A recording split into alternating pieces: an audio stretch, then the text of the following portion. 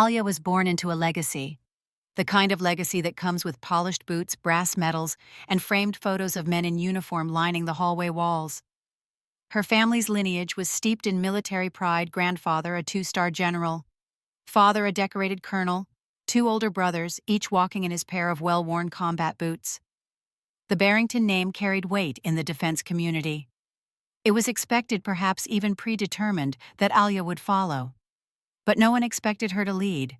From the moment she stepped into the National Defense Academy, it was clear she was something different. Not louder, not stronger, but sharper. While others pushed to be the fastest in drills, Alya quietly broke records in strategy simulations. She wasn't just playing war games, she was rewriting them. By 25, she'd co-authored a new mapping framework that reduced insurgency casualties by 30%. Commanders spoke her name in briefings with quiet respect. In war rooms across 3 continents, her maps replaced outdated intel. Her father never said it out loud, but she saw it in his eyes. He was proud, maybe even a little in awe. But pride has conditions even in families. When her father's cancer returned, it was swift and cruel. Alya was stationed in the northern border zone, then running predictive drone campaigns. She requested a temporary leave, not because she couldn't handle the work, but because he couldn't handle the pain alone. No one fought her on paper. The leave was granted, but the judgment was unspoken, heavy in the silence between her brothers on family calls. "You're going to step down. Now," one of them asked. "You're the golden girl. Don't let emotion ruin your path," said the other. She left anyway. The hospital became her new battlefield. Days filled with chemo appointments, nights spent holding his hand as the morphine dulled the sharp edges of his fear. She trimmed his nails, read him field reports when he missed the sound of duty, and held the oxygen mask when his lungs refused to. Not one reporter covered it. No one pinned a medal on her chest for dignity. She returned to the force 6 months later, quietly, without ceremony. But something had shifted. Where once her name had drawn nods in the hallways, now there were only glances. Memos arrived late. Her assignments became administrative, peripheral. No longer on the front lines of tactical innovation, she was now liaison, support coordination, and technical oversight. Terms that looked official but felt hollow. Back at home, things weren't much better. At Thanksgiving, her uncle clinked his glass and toasted the boys in the family, highlighting her brother's recent promotions. When she cleared the plates, her aunt whispered, "How's work, dear?" Still, paperwork, right? No one remembered that she'd once led simulations that were studied by entire brigades. Someone joked, half laughing, "Alya's probably doing HR now, huh?" No one corrected them. She never spoke up about it. There was no point. Her family had mentally filed her away, the one who stepped back. Not out of weakness, but they didn't care for nuance. All they saw was that she'd left the action. The same girl who once briefed generals on asymmetric warfare was now in their eyes the one who couldn't take the heat. "She lost her edge," her cousin said once, not realizing Alya was just one room over. It stung. Not because it was cruel, but because it was so carelessly said. She wasn't angry. She was tired. Tired of the unspoken truth in her family that duty only counted when it wore a uniform in combat. That sacrifice only mattered when it was loud, bloody, and visible. What they never saw, what they never asked about, was the other kind of service. The kind that watches a man who once stood like a pillar slowly fade in a hospital bed and stays anyway. The kind that sits alone in a military archive at 2 a.m., triple-checking code for a new satellite trajectory, even when no one's watching. The kind that answers every call, solves the problems no one else wants, and doesn't demand applause. Alya didn't leave the war. She just entered a quieter battlefield, one they refused to recognize. There's a kind of heartbreak in being invisible to your people. Not hated, not rejected, just erased. When they talked about the family legacy, they listed names like they were reading from a plaque. Her name never came up. She was promising, her aunt once said with a sigh. But she fell back, lost her drive. She hadn't lost anything. She just gave her energy to something they didn't value, and in return they rewrote her story without her. But Alya never stopped writing it for herself. They forgot the maps she made. The strategies are still saving lives. They didn't know about the units that quietly thanked her by name in after-action reports. They didn't ask how many sleepless nights she still gave to the work long after the spotlight moved on. And that was okay. She didn't need them to clap. She didn't need them to understand. But one day soon, they would be forced to remember. Not because she asked them to, but because someone else would say her name loud in a room that mattered. And suddenly the silence they gave her for so long would become deafening. No welcome party, no farewell speech, just dust wind and quiet. They reassigned her to the border and no one asked why. No ceremony, no handshakes, no briefing that mattered. The email came with sterile language, Deployment Outpost Theta, Sector D, mission routine, support, and oversight. But anyone in the service knew what that meant. Outpost Theta wasn't just a location, it was a message. A forgotten place where good soldiers went to be forgotten too. Alya arrived with 2 duffels, 1 notebook, and no expectations. The outpost sat at the edge of a ravine, wind-blown and sun-scarred. The barracks were worn. The comms tower leaned just slightly too far to the right. The walls were lined with rust, and the air carried the smell of fried circuits and old disappointment. No one saluted when she stepped off the truck. No one even looked up. To them, she was just another paper pusher. Probably sent down from Central Command after a burnout. New major, someone muttered. Probably here to kill time until retirement. Another desk officer trying to feel important. She didn't correct them. She let them believe what they wanted. They called her Major Maytag, a nickname given to officers who spin in place and clean up nothing. It stung a little, but not in the way it used to. She'd already been erased once by her own family. These men and women were just following suit. It wasn't personal, it was a habit. And habit could be broken slowly, quietly. Alya started by waking up first. Before the bugle. Before the sun warmed the red clay ground. At 0430, she ran laps around the perimeter boots, thudding in rhythm with her breath. She didn't invite anyone to join. She didn't need to. By 0530, she was in the training yard alone, rebuilding from scratch, rifle drills, tactical scenarios, obstacle repetition, over and over, until muscle memory replaced memory itself. They watched from a distance at first, the grunts, the rookies, even the sergeants, eyes peeking over tin coffee mugs as she reset targets by herself. One corporal whispered, "She's training for something." "But what?" The others shrugged. Old habits die hard. At night, she stayed up after lights out. Not at the bar. Not playing cards in the mess. Not scrolling old photos like so many of them did when no one was watching.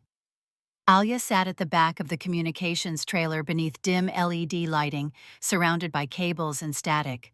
Her laptop was open not for email, but for maps, data logs, enemy movement archives, drone signal patterns. Most officers in her position stopped reading mission reports after hours. But Alya had never been most officers. Something wasn't adding up. She could feel it. A pattern was forming, but it was buried. So subtle it didn't trip the alarms. Convoy ambushes that were too precise. Enemy movements that mimicked patrol schedules down to the minute. Her instinct stirred someone's feeding them intel. But she didn't speak it aloud. Not yet. Not without proof. Weeks passed. Slowly the mood began to shift. She didn't command. She didn't lecture. She just showed up. Every day. When one of the junior officers broke down after a patrol gone wrong, Alya found him smoking alone behind the barracks. She didn't offer advice. She sat with him in silence. He cried once, then never again. When the kitchen's backup generator failed, she rewired it herself quietly overnight. And when 2 soldiers were caught falsifying recon reports, she didn't reprimand them publicly. She brought them into her office, closed the door, spoke quietly, firmly, like someone who had once made her own mistakes. They emerged pale but grateful. No one understood her methods, but they worked. By month's end, training participation rose. Morale ticked up. Even the comms logs showed a dip in incident reports. The outpost hadn't changed. But Alya's presence had made the silence feel different. Less like neglect, more like preparation. One night, Sergeant Vale Gruff, skeptical knock on her door. "Major, you got a sec?" She nodded. He stepped inside, tossed a stack of files on her desk. "Been noticing something weird in the drone logs. I didn't know who'd give a damn until I saw what you were tracking. I think you're onto something. Enemy movements matching our weekly shift changes. Like clockwork." She opened the files. Her breath stilled. It wasn't just suspicion anymore. There was data, coordinates, timestamps, tells. "You've seen this too," he said quietly. Alya looked up. For the first time in months, someone saw her, not as a washed-up officer, not as a woman clinging to relevance, but as a leader. A partner in something that mattered. She nodded once. "I think we have a breach." From that night forward, she didn't train alone. The yard filled in the mornings. First Vale, then a few privates. Then, everyone.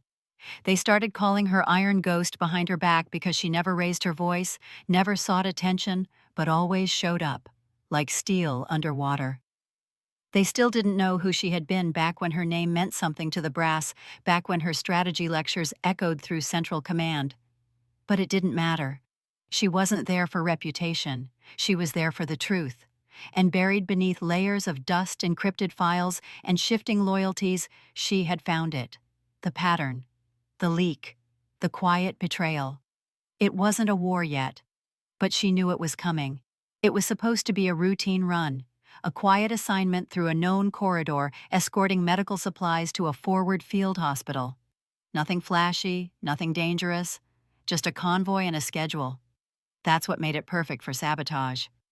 The route had been cleared the day before. Recon drones reported no unusual movement. Intel confirmed the enemy hadn't breached the canyon pass in weeks. And yet, 30 minutes into the mission, everything unraveled. The ambush came not with sound, but with silence. The first explosion didn't shake the ground, it swallowed it. The second ripped through the lead transport, flipping the armored vehicle like a toy.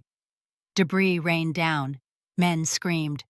The radio crackled, then cut. Dust choked the air. Someone had given the enemy the exact coordinates, the exact time. It wasn't a guess. It was precision. Alya had been sitting in the second transport scanning terrain through the windshield when the blast wave knocked her sideways. Her head slammed against the window, ears ringing, vision spinning. A second later, the convoy halted in chaos. Sniper fire. Noon. "Where's the command? Where's the damn comms? Get out! Move!"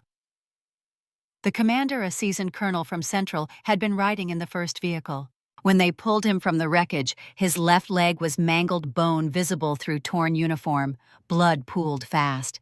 He was conscious just long enough to whisper fallback protocol. Take command. Then he passed out cold. But no one moved. The squad froze not from fear, but from confusion. Orders weren't clear. Lines of authority blurred. No backup, no clear extraction route. Just panic. A junior lieutenant glanced around and said it out loud. "Who's in charge now?" They turned to Alya. Not because she was the highest rank she wasn't, not because she'd called attention to herself she hadn't. But in that moment of disarray, there was something in her eyes that steadied them. Not a command. Not ego. Clarity. She didn't shout. She didn't reach for a radio that no longer worked. She crouched beside the wounded colonel, pressed 2 fingers to his neck, pulse faint, but holding. Then she scanned the horizon, the rocks above the gnarled pass behind them. And she spoke one sentence. "We don't retreat. We shift." Some stared. Through the canyon's west split, she continued. "It's narrower, no drone coverage there. But I've studied that terrain. We can move a single file low visibility. If we keep to the shadows, we'll be out of their sight lines by dusk." Someone muttered, "We don't even know if that path's clear." Alya looked him dead in the eyes. "We don't know anything anymore. But we do know staying here is a death sentence. You can come with me. Or you can wait and hope they miss twice." And then she stood up and walked. Not away, forward. No one questioned her after that.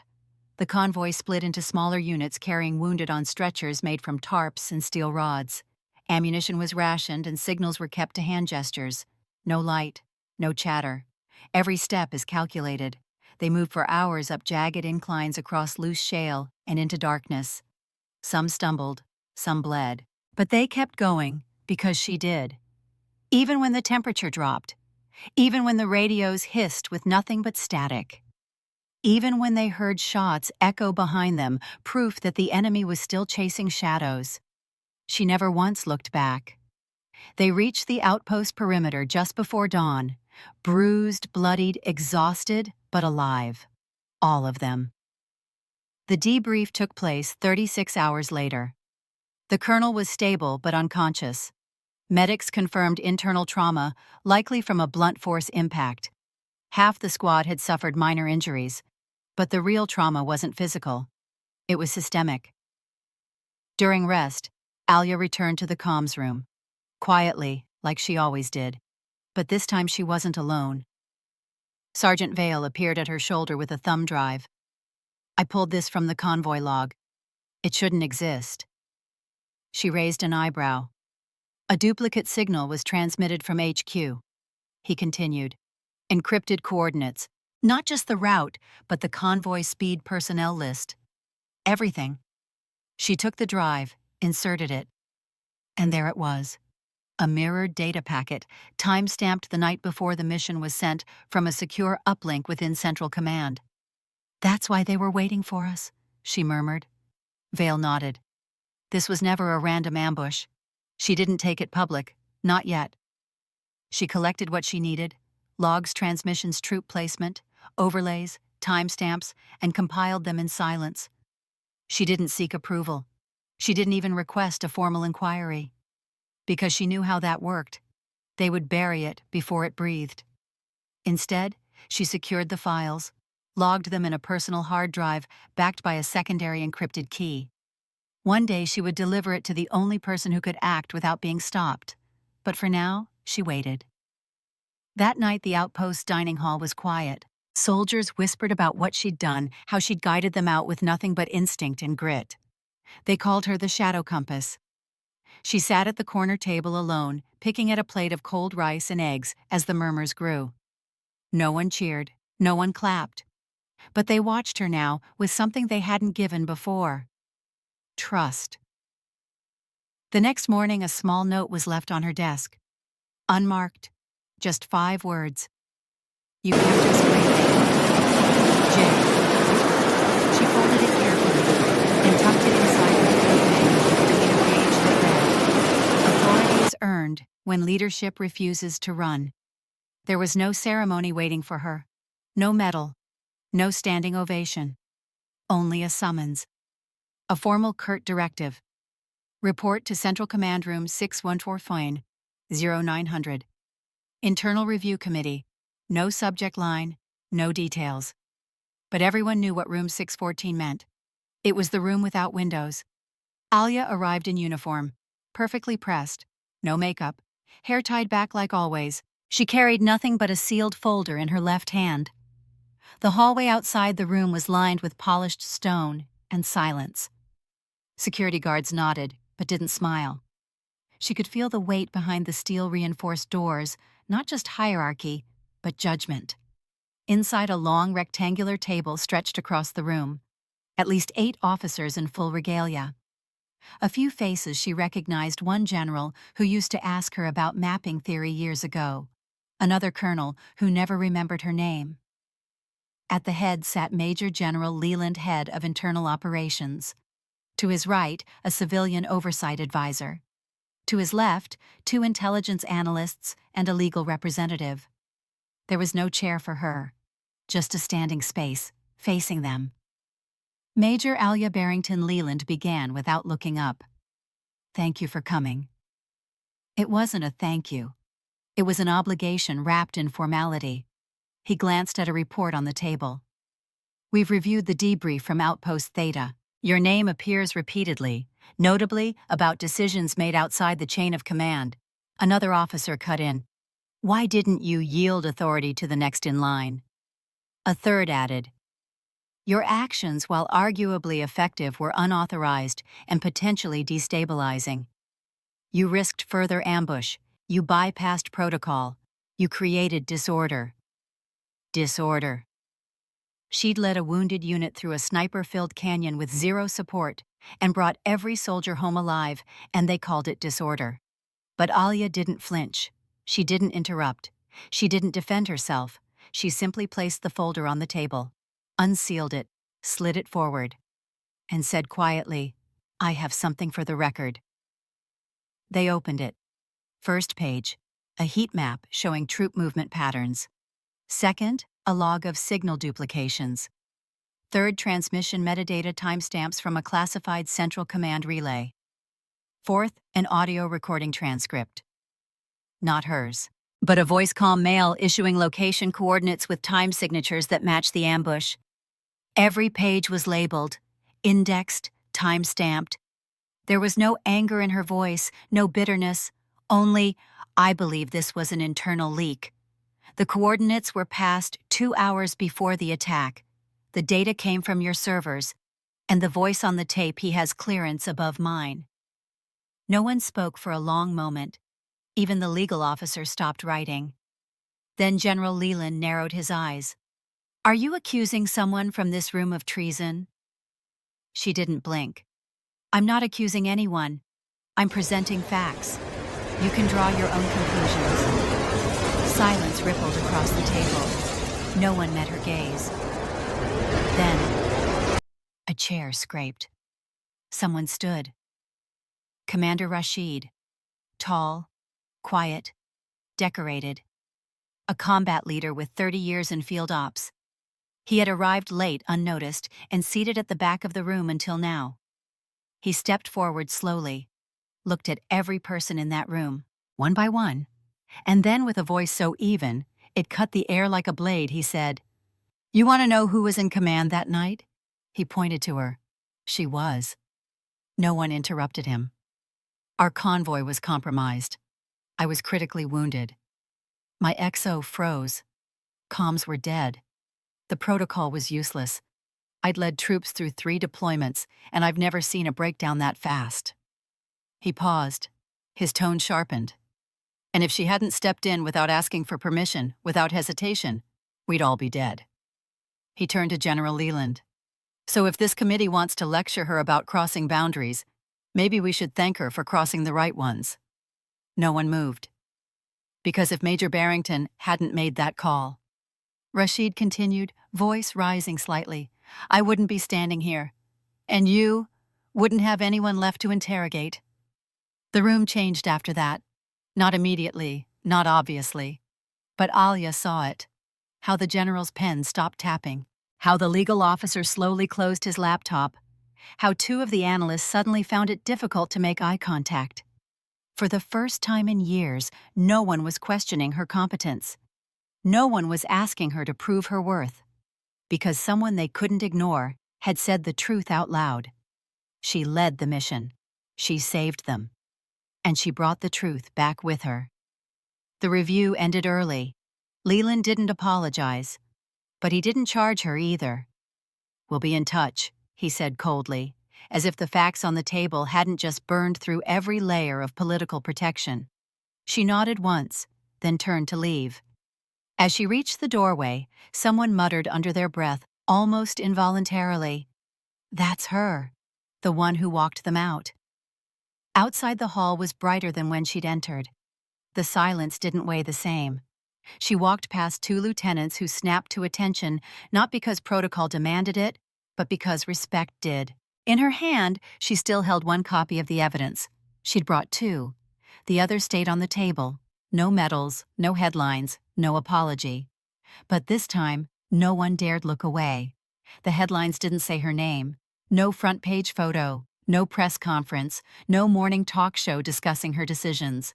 In a media landscape that thrived on controversy and scandal, her victory was too quiet, too clean. It didn't bleed, so it didn't lead. But inside secure walls, her name began to move. It appeared on documents stamped classified. It appeared in quiet conversations behind closed doors where seasoned generals whispered her name with equal parts caution and respect. And it appeared finally undeniably on the official letter of promotion signed by the Secretary.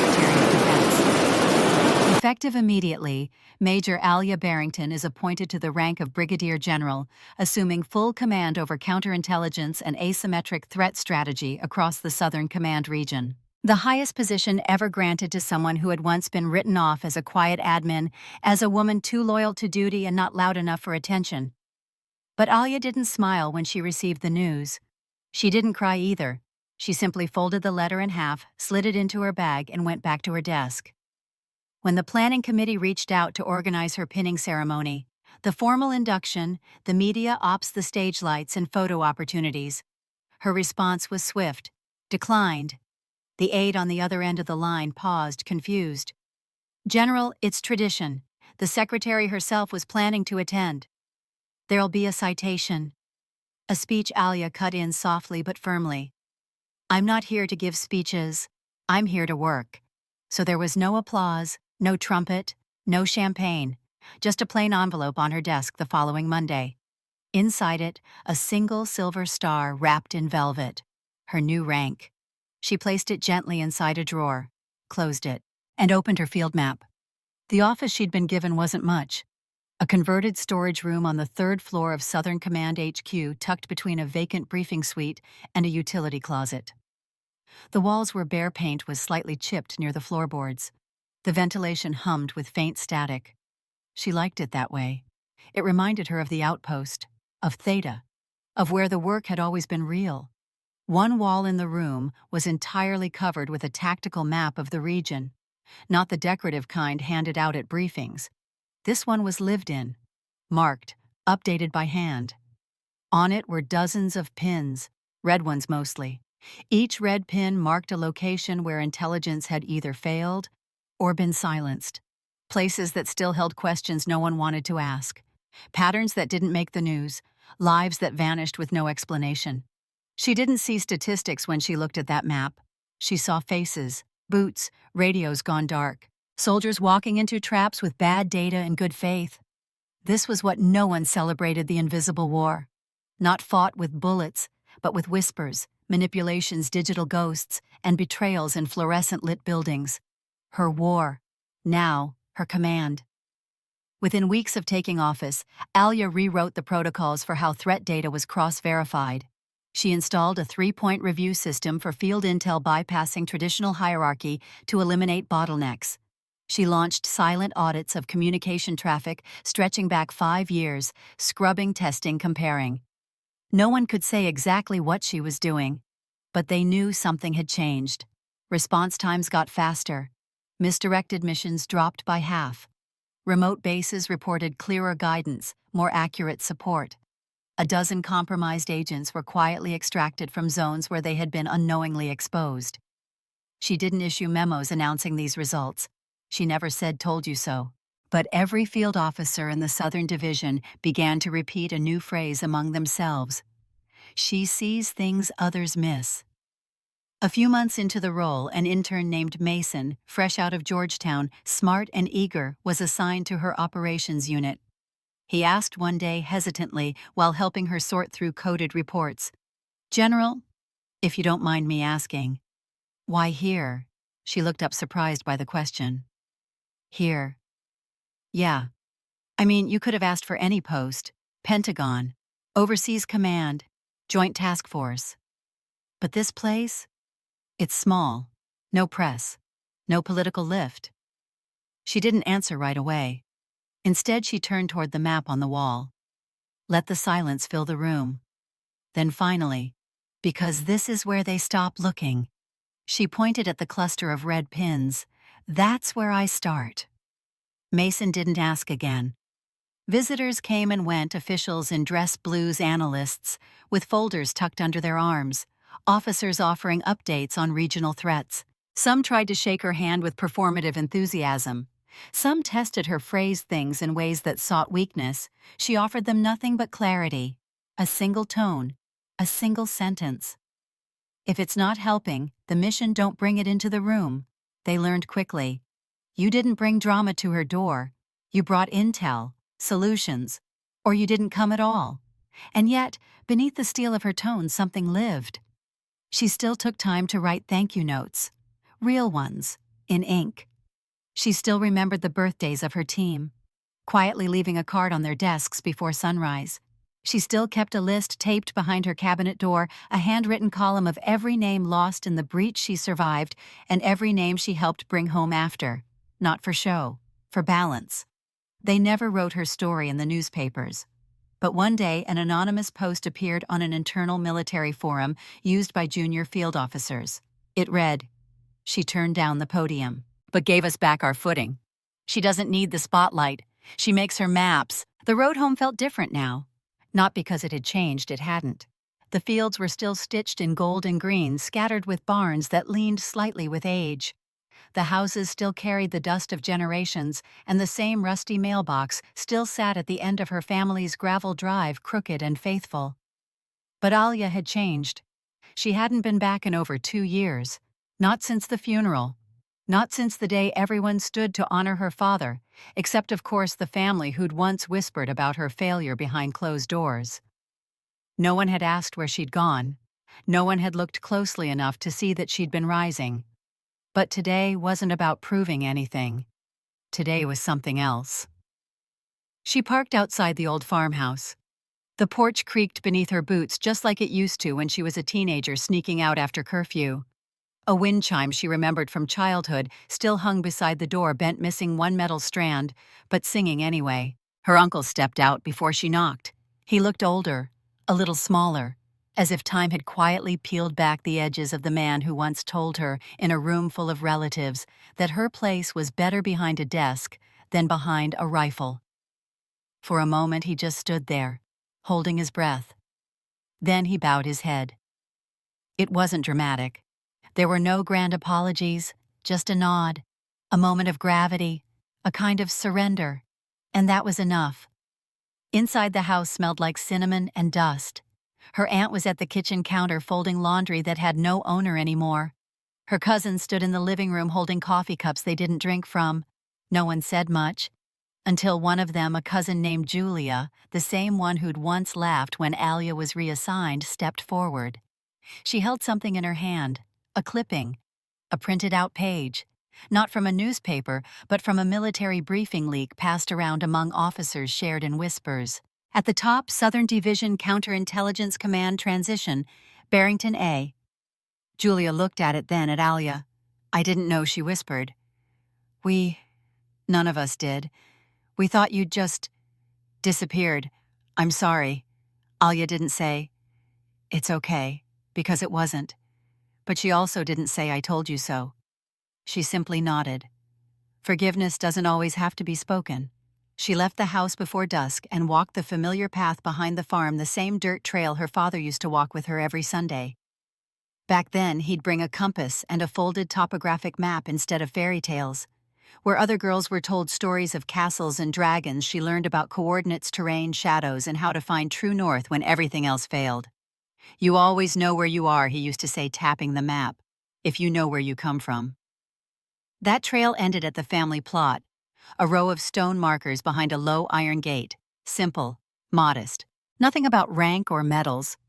Her father's grave sat beneath the only tree on the hill. She approached quietly as if her footsteps could still wake him.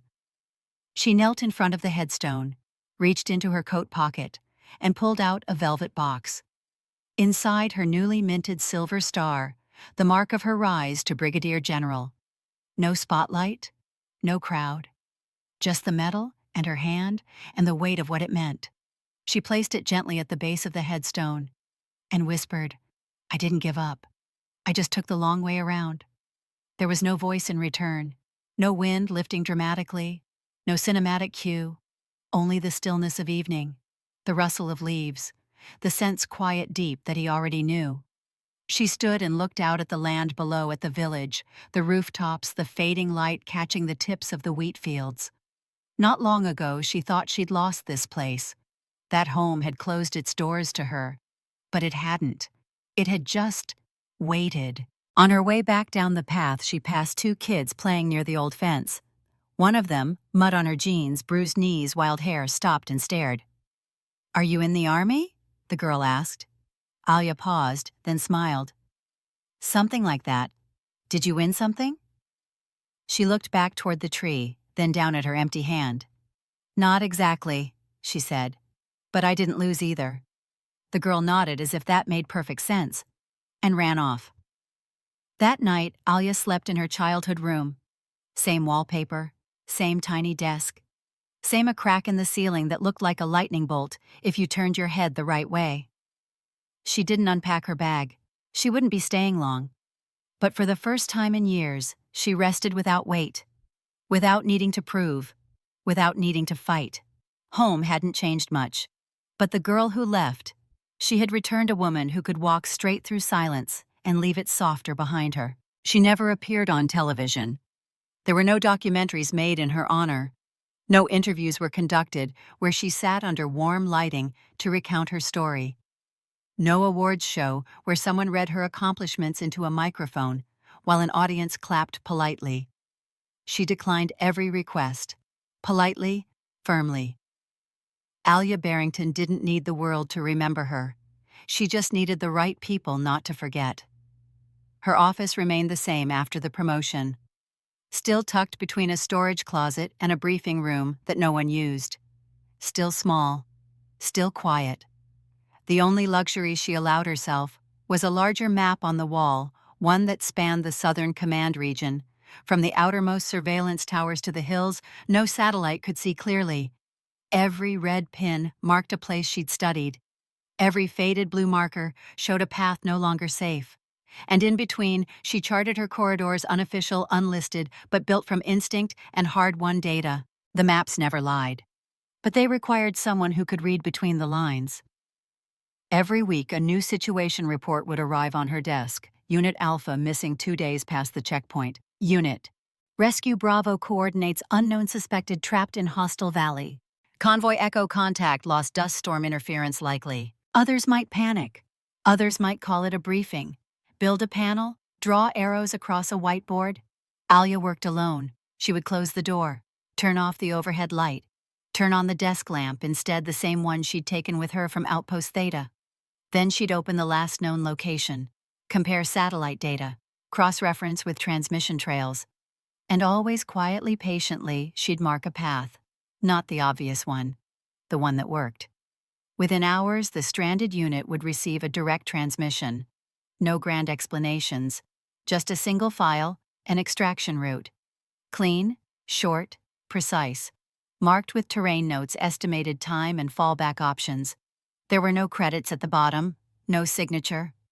Just the metadata tag. OP Barrington direct soldiers in the field began calling them ghost maps, because they always showed up at the right time when things felt lost. And they always worked. A commander once joked in a debrief, "She doesn't lead troops, she leads out of chaos." A rookie lieutenant called it something else. "She sends us instructions like prayers, like someone up there is still thinking about us." They never saw her, but they trusted her. And in war, that was everything. Her team, small by design, grew to understand her rhythm. They learned not to interrupt when her door was closed. They learned that silence didn't mean absence. And they learned most of all that the woman behind the wall of maps never asked for praise but carried responsibility like it was something sacred.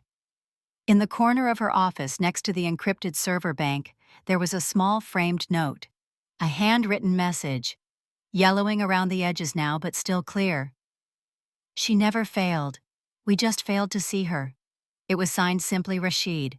She never spoke about that note. She never mentioned the day Rashid placed it on her desk, months after the committee hearing, after everything had changed. He didn't say a word when he gave it to her, just handed it over and walked away. But she'd kept it ever since. Not as a trophy, as a reminder of how easy it was to overlook what doesn't shout, and how dangerous that blindness could become. Once a young officer asked her if she ever missed command in the traditional sense, the field, the adrenaline, the voice yelling over gunfire leading the charge. Alya smiled, not unkindly. "Command isn't about volume," she said. "It's about clarity. I don't need to be seen. I need them to make it home." Over time, those she helped began to return. Some sent thank you notes. Some sent photos. One unit, after surviving a 6-day entrapment, mailed her a patch they designed themselves, a compass with no needle, just the word, trust. She pinned it beside the map. but never spoke about it. Eventually, others started calling her office the last room. Because when every plan failed, when every known route broke down, when no one else had answers, they knew where to go. Not for hope, for direction. And Alya never failed to offer one. Not because she was perfect, but because she had been lost once too. And she had promised herself silently, irrevocably, that no one else would have to walk through that silence alone again. There's a kind of legacy that never shows up in parades. It lives in unmarked files, quiet rooms, lives saved that we'll never know by whom. And somewhere between map pins and midnight radio signals, Major General Alya Barrington built hers. Not in spotlight, but in shadows, where direction mattered more than recognition, where truth and not applause was the final reward.